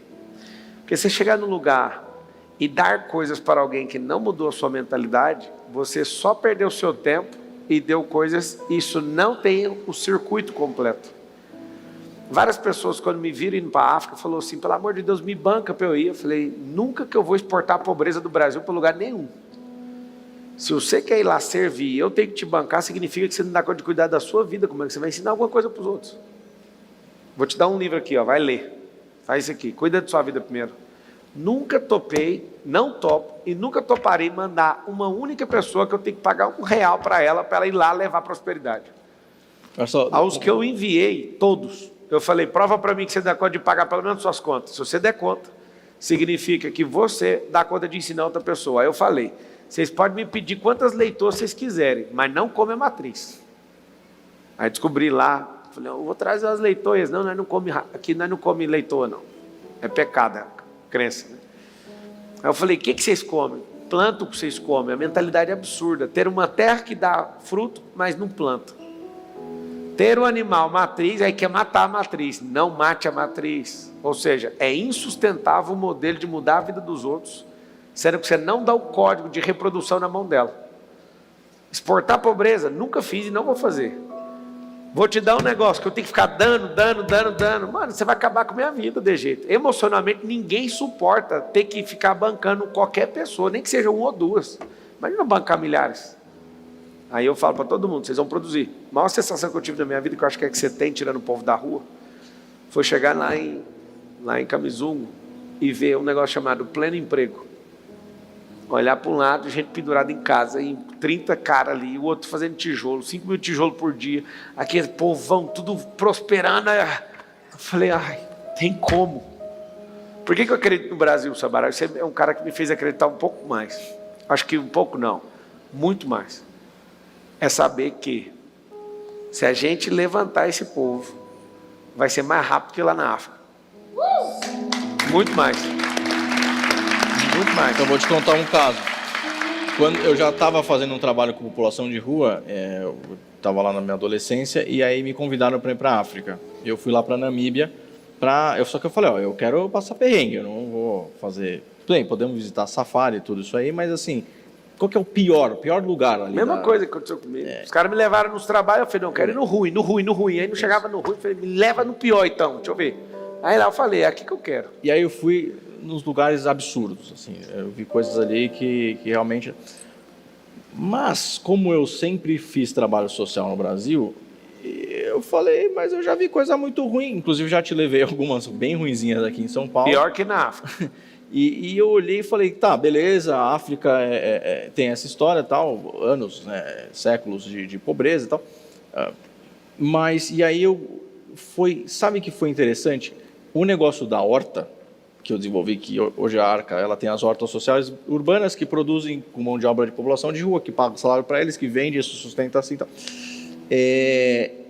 Eu reparei lá na Namíbia, né, e nas comunidades que eu fiquei no sul, lá depois eu fui até o norte, a gente andava 10 quilômetros arrastando um tambor de metálico para buscar água nos locais onde o governo furou poço.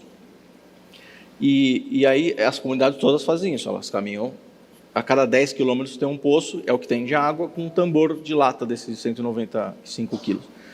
E aí eu reparei que onde caía água em volta do poço, nascia vegetação. O resto era arenoso, tipo deserto, e onde tinha os poços tinha vegetação. Eu falei, cara, esse solo não é ruim.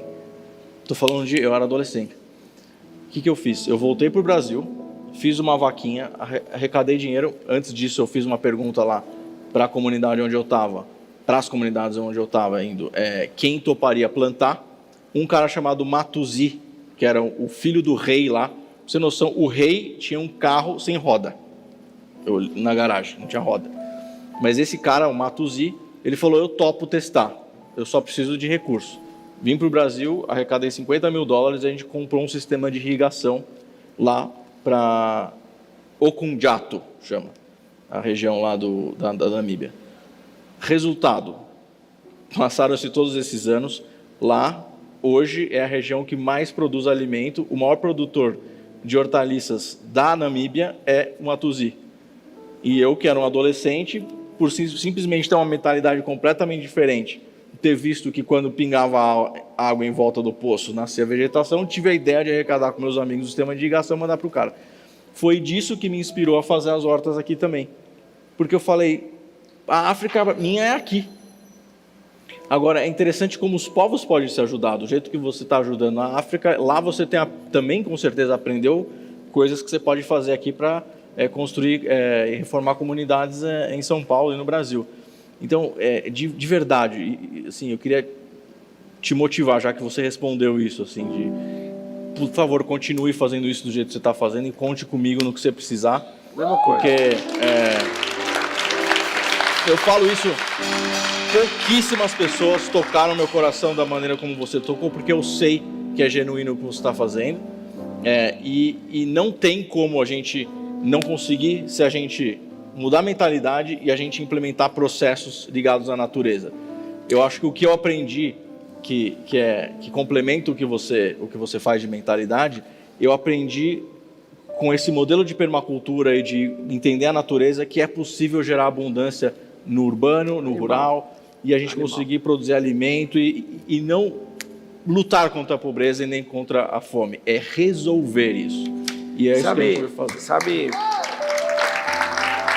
eu lembro, quando eu chamei umas 2.000 pessoas lá nesse assentamento, aí eu falei, vocês vão mudar de vida. Aí eu fui aplicar o método IP com eles. Legal. Incrível. E aí eu lembro de 2 pessoas olhando para mim, meio que possessa assim. E enquanto eu estava lá falando, 2 olharam para mim e falaram assim: esse lugar é amaldiçoado, aqui não tem como prosperar.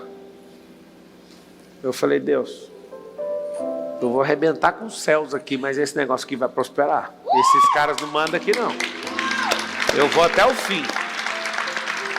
Você acredita que aquela sensação é como se fosse o diabo falando? Eu vejo pessoas torcendo contra o nosso país, eu vejo a mesma fala. Tipo assim, no projeto que eu estava esse ano, várias pessoas, ele sabe que eu contei para ele. Dezenas de pessoas falaram: tira o Sabará do projeto. Por que tira o Sabará do projeto? Aí eu ficava perguntando, eu conheço um pouquinho de gente, porque o Sabará é desinteressado do dinheiro público.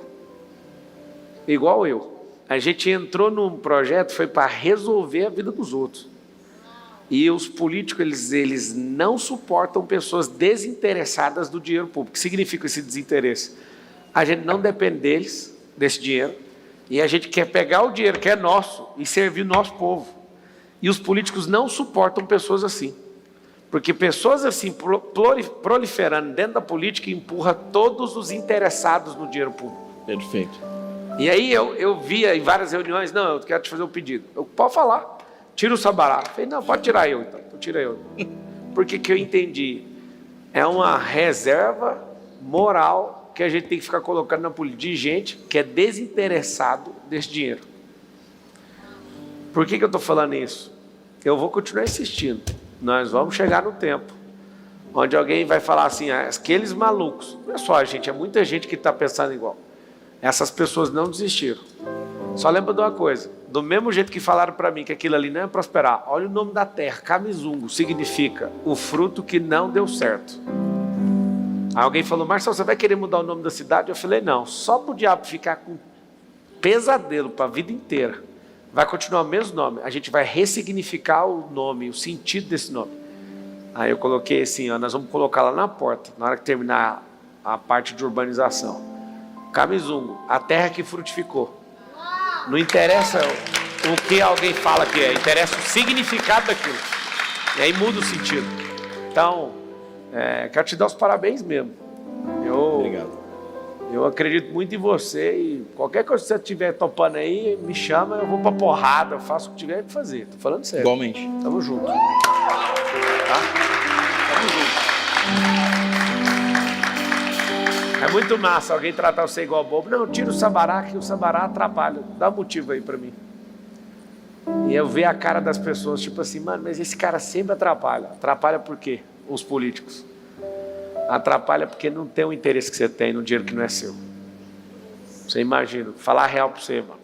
O Brasil é rico demais. As pessoas que administram a riqueza desse país não sabem o volume de riqueza que tem na mão deles. E essas conexões aí no mundo inteiro que a gente vem fazendo, mostra que muitas nações estão sendo assaltadas. Tudo por conta de mentalidade. Um povo pobre, nunca esqueça disso, um povo pobre nunca vai governar. Não tem como.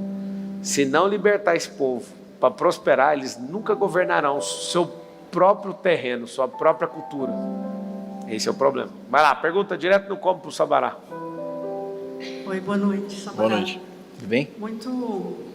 Muito pertinente tudo isso que eu ouvi agora. A gente ouviu várias vezes hoje aqui sobre a importância da educação e o quanto que o nosso processo de escolarização é falho. E a educação que você teve é um modelo correto, é um modelo que está na legislação atual, mas que não sai do papel. Então, eu queria te dizer uma coisa e te fazer uma pergunta. Você sabe que o descarte das pessoas começa dentro das escolas, na periferia? Eu falo isso como educadora que tenho assistido isso há décadas. Esse projeto de hortas, para ressignificar o conhecimento dentro da escola, para desenvolver o empreendedorismo e formar essa identidade que ele tanto, o Marcelo fala de identidade esportiva dentro da escola. Será que o projeto Horta não seria algo interessante para a criança colocar a mão na massa e aprender como você aprendeu, mexendo, aprender fazendo? Você já pensou nessa possibilidade de trazer esse projeto? O que a gente faz com a Arca? A gente faz parceria com escolas públicas, estaduais e municipais, onde a população de rua que saiu da rua e está plantando, ensina para as crianças a plantar. Então, a gente tem esses intercâmbios, a gente tem hortas dentro de escolas públicas municipais e estaduais que são cuidadas pelas pessoas que saíram das ruas. Isso traz alguns ganhos, traz esse que você está dizendo, das crianças aprenderem ali a produzirem, a relação com a terra, a semente rega, nasce, produz, mas também o exemplo que essas pessoas que saíram das ruas, eles dão, principalmente de não entrar na bebida, não entrar na droga, para não precisar passar por aquilo que essas pessoas passam. Então, isso a gente já faz, a tendência é a gente expandir, a intenção é expandir. O que a gente montou agora, recentemente, faz 4 anos, a gente criou um fundo de investimento, onde você investe esse dinheiro, chama Fundo Arca, montei com o BTG, com o Banco BTG, você investe o dinheiro lá, a rentabilidade é sua, e a taxa de administração o BTG doa. Hoje, você investir em qualquer fundo, aí o banco vai estar ficando de 0,5% a 1,5%, 2% de taxa. O nosso fundo, a taxa é 100% doada para a Arca. Então, o dinheiro é seu, a rentabilidade é sua e a taxa é doada para o PTG. Então, depois eu passo o link para o fundo, mas chama Fundo Arca. Com isso, a gente quer o quê? A gente quer multiplicar de uma forma... pessoal, essa palavra meio virou piegas, né? Sustentável, mas é no sentido de como a gente fomenta um processo na Arca onde a pessoa não fique dependente de comida, de doação para viver, a gente também não quer que o projeto Arca dependa de doação. Tem uma fase que sim, e toda doação é sempre bem-vinda, mas não depender disso. Então, com isso, a gente consegue fazer mais parcerias com escolas, e aí as famílias acabam se envolvendo, daí os pais acabam doando para o projeto, você consegue expandir. Então, esse intercâmbio entre a escola e a população de rua e as hortas, como você mesmo colocou, é essencial. Na escola que a gente tem aqui em Alphaville agora, as crianças todas da escola vão receber um cartão de crédito. E eu entreguei a horta lá, é um terreno de 200 mil metros quadrados, acho que vai ser a escola mais poderosa do Brasil. Vocês vão ver o que vai acontecer nesse próximo ano. Estou idealizando isso há 3 anos e agora ninguém vai segurar. O que eu vou fazer? As crianças vão ser donas da horta, elas vão ter a feirinha ali e vou trazer produtos dos produtores que fiquem em volta da cidade também e o lucro desse negócio. Eles vão aprender a fazer markup desde pequenininho. Eles vão entender força de venda, eles vão ser dono da horta que tem lá, das plantações, e aí na hora de dividir, nós vamos fazer os depósitos nas contas, né? Os pais vão autorizar essa questão. Você imagina, desde pequeno, uma criança recebendo pela horta, só que é eles que vão plantar, tudo supervisionado, eles que vão fazer as ações de venda, eles vão fazer o markup, para saber quanto que cada um vão receber. Você imagina isso. Eu estou animadaço com um negócio desse, né? Eu acredito, Marçal, mas isso é escola particular, mas é para te mostrar que numa escola particular alguém tem coragem de investir, de bancar. Eu sou mantenedor de uma escola e essa escola, para mim, ela dando prejuízo ou não, eu estou feliz do mesmo jeito, porque eu estou formando gente. Vamos colocar uns moradores de rua lá para ensinar. Então, você vai colocar e a gente vai provar que esse modelo ele se sustenta sem a escola gastar dinheiro, ou seja, dá para implantar em 1000 escolas públicas do mesmo jeito. Por quê? Porque tem terreno que alguém vai emprestar, sabe essa coisa toda? É falta de gente com vontade de fazer. Porque se tiver gente com vontade de fazer, ninguém segura. Obrigado aí pela pergunta e pela sugestão. Já funciona, né? Contar com você, hein? Pode contar. Liga aí o microfone. Felipe, como é que vocês contratam o jovem aprendiz na sua instituição? Você tem um programa de jovem aprendiz lá ou você aproveita esses jovens da instituição para encaminhar? Eu atuei mais de uma década ali no polo petroquímico de Camaçari, na Bahia, e eu fazia o resgate dentro do CASA, que é o sistema prisional, não para o local, mas para outros municípios, né?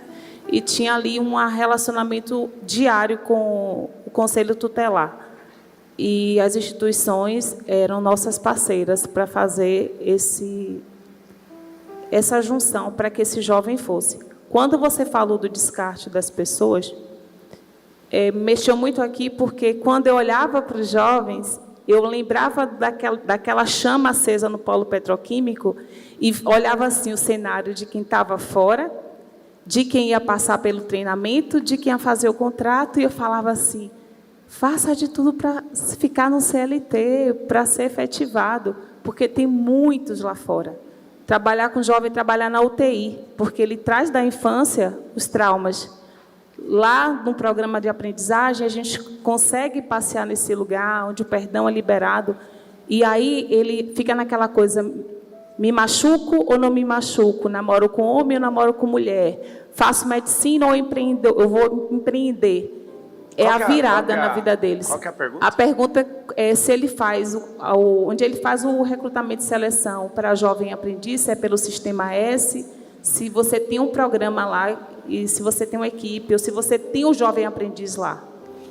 A Arca a gente decidiu, a gente já trabalhou também, já trabalhamos com jovem aprendiz, já trabalhamos com crianças, já trabalhamos com adultos. A gente tomou a decisão de conselho estratégica de só atender adulto em situação de rua, a partir de 18 anos.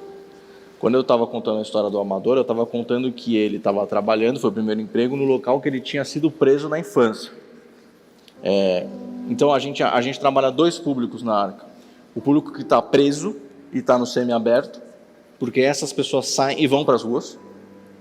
E é o principal público. Você pega na Cracolândia, 85% da população que está na Cracolândia, ela passou pelo sistema carcerário, é egresso do sistema carcerário, e está com multa pecuniária para pagar, e não pagando essa multa, não consegue tirar documento, e sem documento ela não trabalha, ela fica na rua. Então, é uma porta giratória. Então, a gente trabalha pessoas presas, né, em sistema semiaberto, que trabalham nas hortas, e a gente trabalha com quem está em situação de rua. A triagem da Arca, ela faz toda a diferença no processo das 5 fases que eu estava mencionando. E a gente faz como essa triagem? Indo para a rua e oferecendo o cardápio de empregos, que faz com que a pessoa tope sair da rua. Uma vez que ela topa, ela vai para o albergue, no albergue ela vai qualificada ela pega o emprego, e com o emprego ela conquista a moradia. Quando ela conquista a moradia dela por conta própria, com salário, o que a Arca faz é mobiliar a casa da pessoa de uma forma de premiar dela ter saído tanto da rua quanto do centro de acolhida. Então, a triagem da Arca é feita na rua e ela é feita com adultos em situação de rua. A gente faz muito mais um resgate, uma reciclagem, uma ressignificação das pessoas do que prevenção. Por isso que é tão importante a educação, que o Pablo fala muito, de educar e não escolarizar, e trabalhar a base para que essas pessoas não se tornem a população de rua adulta de amanhã. Mas como a população de rua adulta é a mais difícil de trabalhar, porque o jovem você ainda de certa forma recupera, você consegue... O adulto é muito difícil. Não é impossível, tanto que a gente tirou da rua, a gente já atendeu centenas de milhares e tirou 3.500 das ruas com emprego. Mentalidade, oportunidade, recuperação de sonhos e, obviamente, a oportunidade de emprego. Precisa conectar com o emprego e ter esse trabalho de RH qualificado, que a gente chama, que é uma espécie de que o McDonald's faz isso muito bem com a gente, que é ter uma tolerância maior para esse público, até ele entender que ele não pode sair às 3h30 da tarde, se o horário é 5h30, para tomar um chopp. Isso é caso real. Eu fiquei sabendo, logo que a gente começou a trabalhar com o McDonald's, me ligou a gerente de uma loja e falou, olha, o seu não sei quem, ele resolveu sair 3h30 da tarde para tomar um chopp. Eu fui lá falar com ele, eu falei, cara, o que foi? Ele falou, me deu vontade. Porque o cara está na rua, ele não tem horário, ele perde completamente a noção de regra, de rotina. Ele falou, me deu vontade. Eu falei, cara, faz o seguinte, você gosta do McDonald's? Adoro, uniforme, crachá, você está sentindo bem? Ah, caramba, muito obrigado e tal. Por que você saiu assim? Porque deu vontade. Eu falei, vamos fazer o seguinte, amanhã eu vou vir tomar um chopp com você, mas às 6. Você sai às 5h30, 6 horas eu estou no bar te esperando e eu vou tomar um chopp com você. Beleza? Ah, tá bom. Então você vê que o adulto, como ele não foi educado na base... O cara fica infantilizado. Entendeu? Ele fica quase que uma criança. É muito doido, a falta de maturidade. Então, de novo, respondendo a sua pergunta, a Arca focou em adulto em situação de rua. O cagado, o mijado, o sem dente, o bandido, o cara que ninguém quer cuidar, mas que, na verdade, na nossa visão, não é descarte. Não pode ser descartado. São pessoas que têm como contribuir com a sociedade. Então, o foco da Arca é adulto. Muito bom. Sabará, manda um recado para as pessoas, todo mundo que eu acho que produz, contribui com a sociedade. Tá? Eu queria que ninguém ficasse culpado e pensasse, nossa, eu queria ajudar. Só de você produzir, isso já ajuda, porque a sua produção gera alguns trilhões em impostos. Acho que você já parou para pensar nisso ou não? Produzir é um ato de filantropia, é o nível 1. Só de você produzir. Você aumentar a produtividade, aí aumenta o seu nível de contribuição. Agora você chegar num patamar onde você pode falar, mano, eu posso tirar ainda mais parte da minha riqueza para ajudar, eu posso tirar meu tempo, que vale mais do que meu dinheiro. Não sei se você sabe disso também. Eu acredito que se a gente prosperar, a gente destrava, porque você prosperando, além de você contribuir mais, de forma compulsória, que é através de imposto, você aumenta a esperança de alguém, porque olha para você e fala, se não era ninguém, como é que você prosperou? Você está entendendo? O tanto que é bom prosperar. Quer ver? Você prospera, abriu 10 postos de trabalho, o que você acabou de fazer? Você acabou de diminuir a mortalidade do país. Para quem não sabe, 1 ponto percentual de crescimento do desemprego é 30 mil mortes no país. Sabia desse número ou não? É tão bom saber as coisas, que faz o seguinte, prospera lá, não precisa ficar estudando isso não. Só gere mais emprego, gere mais oportunidade, gere mais esperança, gere mais confiança. Isso para mim vale mais que qualquer coisa que um político dá conta de fazer. Nenhum político faz mais do que um povo. Nenhum grupo de 70 mil políticos tem a capacidade de mudar um país igual o seu próprio povo. Eu queria, Sr. Amaral, você que é um dos caras que tem a maior consciência que eu vejo aí, humanitária, não precisando e não fazendo do jeito que os incompetentes fazem, que é através do justiçamento social. Né? A gente está falando de outra linguagem, de uma linguagem de aumento de responsabilidade para os que produzem. Perfeito. Isso choca a esquerda. A esquerda do país passa mal com esse diálogo aqui, porque eles roubaram essa pauta como se ajudasse o povo, mas a gente descobriu que é mentira. Se eles ajudassem o povo, a gente ia ver esse povo falando, eu fui mudado. Você não acha um. Você não acha nenhum.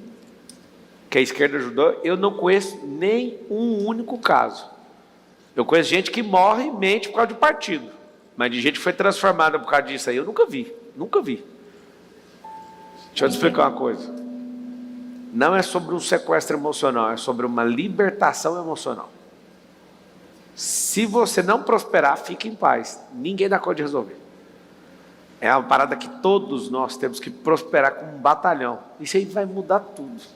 E aí nós vamos cumprir o propósito desse país.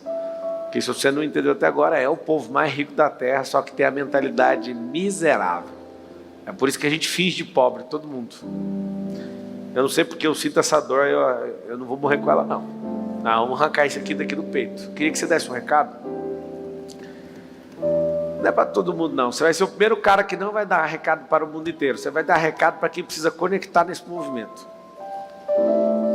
Eu conheci o Sabará por um motivo. Eu resolvi entrar de cabeça no Rio Grande do Sul. Eu vi o primeiro dia, fiquei sensibilizado. Nossa, interessante, isso aí está precisando de uma ajuda. E eu falei, cadê o governo? Nada. Segundo dia, nem governo de nenhum lado, só a gente calado. Aí eu fui apertar os vídeos para ver o que estava acontecendo no segundo dia. Aí um helicóptero foi socorrer uma família que estava num telhado, um rio passando a mais de 80 por hora. Assim. E eu falava, nossa, olha que massa, o cara tem um helicóptero. Esse foi meu pensamento. O cara tem um helicóptero, ele vai gastar ali a parada dele para resgatar aquela família. Que louco! Eu assim, já comemorando. E a casa faz assim, ó. E as pessoas entram e afogaram lá e morreram. Eu vou resolver isso aí. Aí vem um pensamento, você não dá conta, esse problema é grande. Eu falei, o problema é só não parar até chegar a última consequência. Aí eu vim para a empresa, chamei todo mundo no auditório dos executivos, falei assim, se o parente de você estivesse lá, você iria? Se a sua esposa tivesse, seu filho tivesse, se estivesse desse jeito, você iria? Iria. Então põe na sua cabeça, nossos filhos, a nossa esposa, está todo mundo lá. Eu ia falar um palavrão aqui que eu acabei falando lá. Falei, não interessa a empresa, pode fechar todas. Eu quero que esse trem aqui seja resolvido. Eu vou tratar como se eu fosse a única solução que esse povo tem. Aí eu lembro que a gente conseguiu mandar 104 carretas, 4 milhões de quilos. Aviões eu perdi a conta, recursos de milhões de reais, não só... Criamos um regaço. Está contando isso para quê, Marcelo?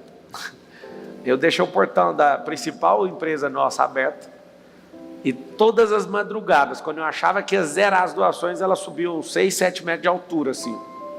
E carreta enchendo aquele trem doido. Esse aqui foi lá. Foi assim que a gente se conheceu. Só para você ver. Aí ele chegou lá e falou, fala com a sua boca aí. que Bom, você na pensou? época eu estava trabalhando no governo do estado, a secretária de desenvolvimento social, e a gente estava com dificuldade de escoar produto lá para o sul. E várias tentativas que eu fiz de fretar a carreta e tal, já tinham sido fretadas, ou tinha um grupo, um tal de Denasf, que estava fazendo isso. Daí eu liguei para o Henrique, que é um conhecido em comum nosso, eu falei, você está com o Denasf aí, com o Marçal, mas Deus não abandona os seus filhos. Denasf significa, eu criei esse negócio para não vincular meu nome, falar assim, é o Marçal. O povo começou a criar crachá com a minha cara, não, tira a minha cara disso aí, põe aí. Eu criei aleatório. Falei, põe aí que Deus não abandonou seus filhos. A gente comprou assim, 10 mil cestas básicas para mandar para lá. Aí o cara falou, mano, você quer que mande um recado? Aí eu parei com os caras, mano, que recado que a gente mandaria? Aí alguém falou, mano, manda um recado de Deus para os caras. Eu falei, então escreve no recado, Deus não abandonou seus filhos. Aí, mas foi forte. Aí pregou nela, saca? A gente chegava nos lugares, aí as pessoas, tipo, alguns perguntavam, quem que tá mandando? Não, lê o bilhete aí, ó. Aí tava Denasf, Deus não abandonou seus filhos. Aquilo foi forte demais. E aí o Sabará ficou caçando um jeito de escoar as doações do governo do estado. Onde ele foi parar? Lá na empresa. Nós fomos o maior roteador do país. O maior do país. Não tem nenhum outro, nenhuma empresa de logística, ninguém ganhou da gente. Por quê? Porque a gente falou, vamos resolver como se fosse só a gente. Esse nível de responsabilidade, eu fiquei imaginando, do fundo do meu coração, se todo mundo sentisse a dor que eu senti e parasse o que estava fazendo para resolver, a gente resolve o problema da miséria no país. Eu parei 33 dias e as pessoas falando, cara, a gente tem que retomar as empresas. Mas então, vocês vão tocar isso aqui. Aí os caras, cara, mano, deixa eu falar, eu já dei a ordem, deixa o pau quebrar. Aí eu conheci ele nesse dia. E a gente assim, maluco, mandando fazer aplicativos e sistemas, usando inteligência artificial para resgatar a gente, achar a gente, encontrar a gente, cachorro. Sabe o que eu aprendi? Se não tiver uma indignação, não funciona. Não funciona. Se não tiver gente disposta a perder, também não vai funcionar. Então, eu vou tomar a porrada que for, o tranco que for, para fazer o que meu coração está falando. E eu acredito muito no Sabará. E o que ele estiver fazendo, quem confia em mim pode fechar o olho e falar, ó, esse cara aqui está fazendo, pode ir. Ele pode errar no caminho, tá? Alguém pode me cobrar depois. Eu vou falar assim, ó, me dá despesa aí que eu pago. Só pelo que ele já fez. Eu quero me conectar com os... Meu Deus, eu queria achar uns 200 caras desses. Uns 200 caras desprendidos de jeito, que ama a gente, que ama o reino, que ama a palavra, que está disposto a fazer as coisas pelos outros. Então, talvez você nunca me viu falando isso. Se você ver esse cara num projeto, eu queria que você entrasse. Pode ir. Falando de negócio, não, estou falando de servir os outros. Eu acho que vai levantar. Legal. Acho não. Já levantou um povo novo nessa nação. Levantou um povo que vai resolver o problema. É isso. Você já deu o recado final? O recado que eu tenho para dar é para as pessoas elas não esquecerem que a gente só está aqui para deixar a terra, o lugar onde Deus nos colocou melhor do que a gente recebeu. Eu não estou aqui por causa disso não, eu estou aqui para tocar o terror na terra. Eu quero ver Jesus voltar nessa geração. Em outras palavras... Não é te confrontar não, isso aí não me interessa não. Eu quero ver o pau quebrar. Esse papo aí é como se a gente... Desculpa quebrar sua fala. Que isso? Nós temos que ser mais agressivo que isso aí. Deixar a terra melhor é só você tacar fertilizante nela e sair correndo. Nós temos que tocar o terror e confrontar esses caras. Eu acho que essa é a parada. A parada biológica está certa. A frase é biologicamente correta. Mas não é isso que nós vamos fazer aí não, não é nem adubo não. Não somos adubos agora. O que eu vejo que a gente está fazendo na política é o lado B dessa história da gente deixar a terra melhor do que a gente recebeu, é por meio do confronto. Eu acho que a gente tem duas missões, a de construir e a de confrontar. Porque esse pessoal que está na política, esse pessoal que está aí, eles estão destruindo. Eles estão destruindo o planeta, estão destruindo as pessoas, estão descartando coisas e pessoas. E nós, como povo de Deus, fomos chamados para regenerar todas as coisas, que Jesus disse isso. Eu vim para regenerar em mim todas as coisas. E se Deus criou lá atrás a terra, em 6 dias, descansou no 7º, me disse que era bom e a gente era muito bom, então a gente tem que fazer o papel de Deus de regenerar. E faz parte, você tem razão, faz parte de regenerar e fazer esse papel, confrontar e, em outras palavras, ir para o pau. E isso,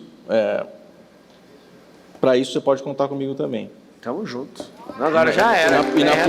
Na política é isso, é confronto. Uma salva de palmas pro Sabará. Em breve vocês vão ver grandes projetos desse cara. Tamo junto, meu irmão. Nós.